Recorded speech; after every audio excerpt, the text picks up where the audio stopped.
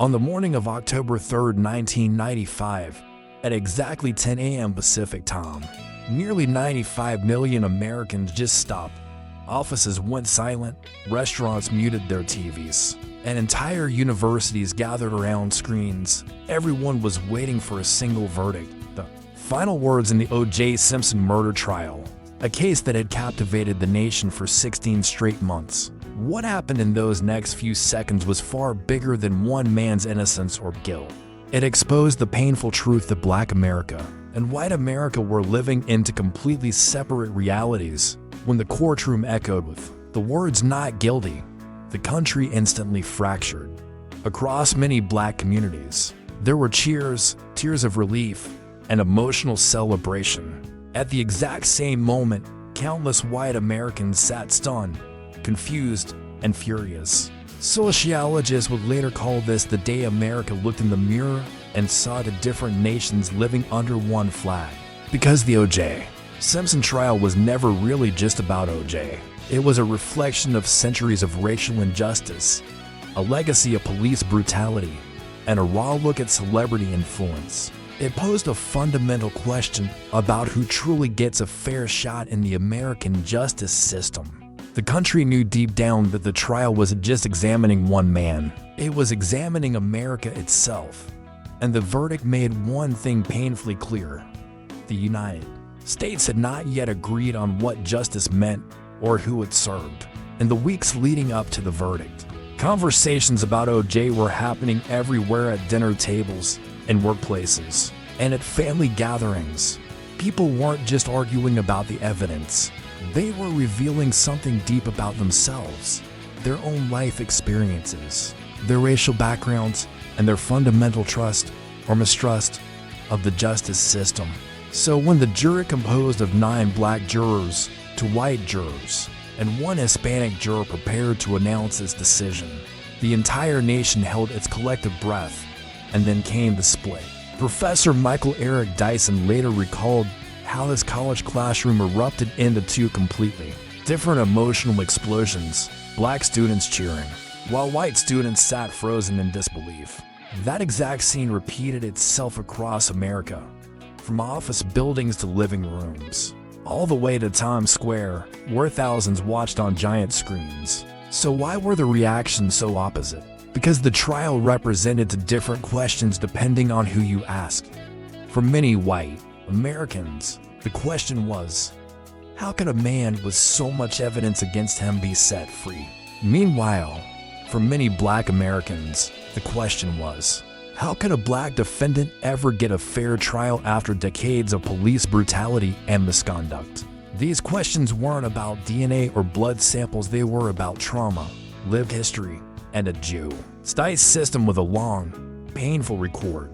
To truly understand why the verdict hit so deep, you have to go back to March 1991, to the night Rodney King was brutally beaten by LAPD officers. The world watched the video as he was struck over and over with metal batons while other officers just stood by. Yet despite the evidence, an almost all-white jury acquitted the officers in 1992. The result was explosive: 6 days of riots, 63 deaths, thousands of injuries, and over $1 billion in property damage. Los Angeles was left scarred and deeply distrustful of law enforcement. For many Black residents, the message was clear: the system protected the police, not them.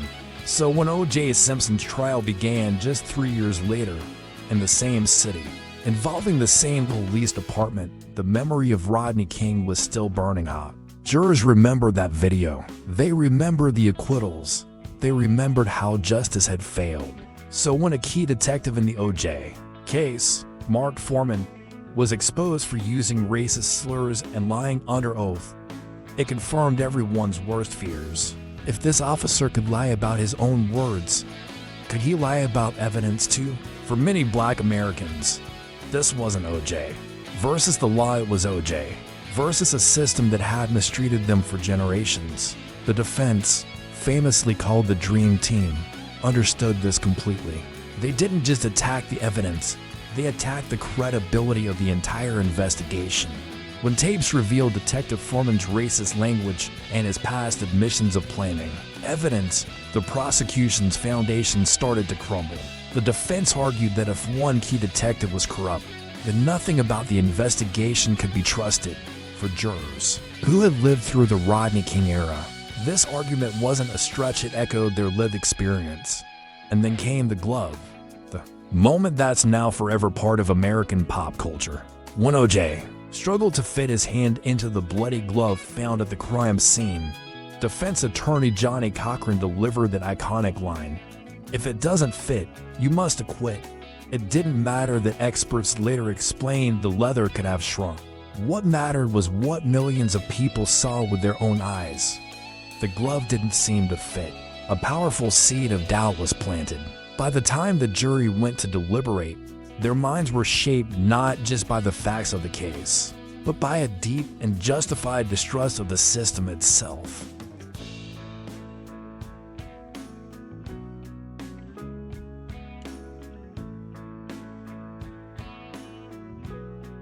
When the jury began deliberations, everyone expected it to take days, maybe even weeks. The trial had lasted 9 months, with over 100 witnesses, but the jury returned in just 3 hours. Their reason was stunningly simple. If the lead detective couldn't be trusted, then the evidence he handled was tainted, creating reasonable doubt. Legally, it was a sound conclusion. But America wasn't ready for it. The moment the verdict was read, the courtroom became a symbol of a nation torn in two. OJ's supporters cried with relief, hugging each other. Nicole Brown Simpson's family was consumed by grief. Ron Goldman's father yelled out, "Murderer!"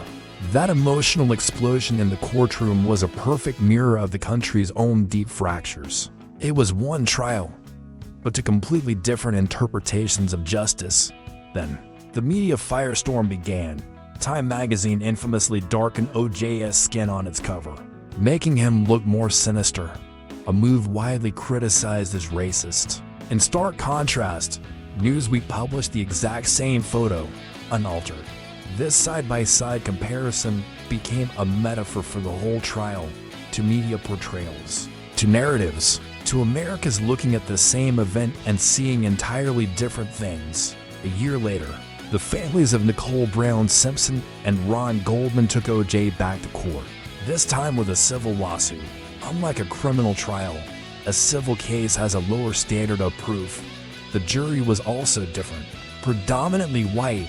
In February 1997, this new jury found O.J. Simpson legally responsible for the deaths and ordered him to pay over $33 million in damages to trials, to juries, to opposite outcomes. The same evidence led to different verdicts, raising a deeply unsettling question. If justice depends on the racial makeup of a jury, what does justice in America even mean? The O.J. Simpson trial didn't just change legal debates, it completely transformed television.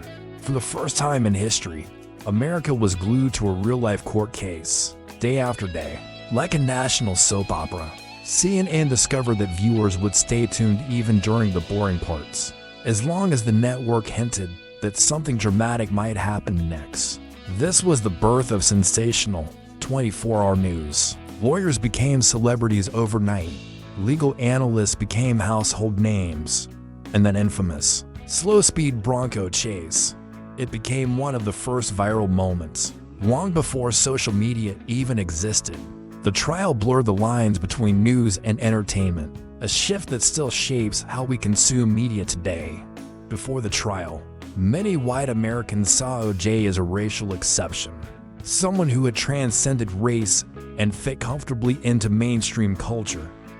But the moment he was accused of murder, that acceptance vanished. As one professor explained, this revealed a hidden truth. O.J. was only welcome as long as he played by certain rules. The second trouble rose, as race became the central issue all over again.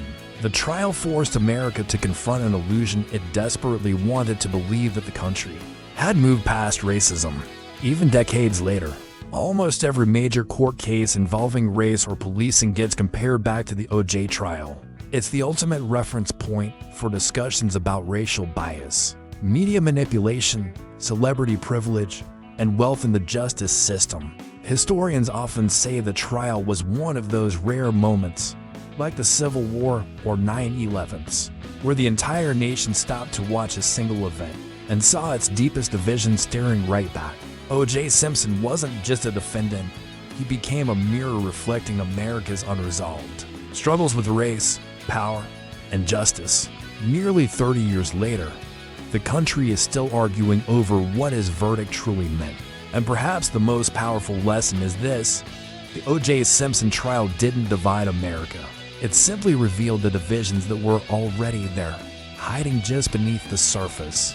If you enjoy stories like this, don't forget to subscribe to our channel and like and share this video with your friends and family. Thanks for watching.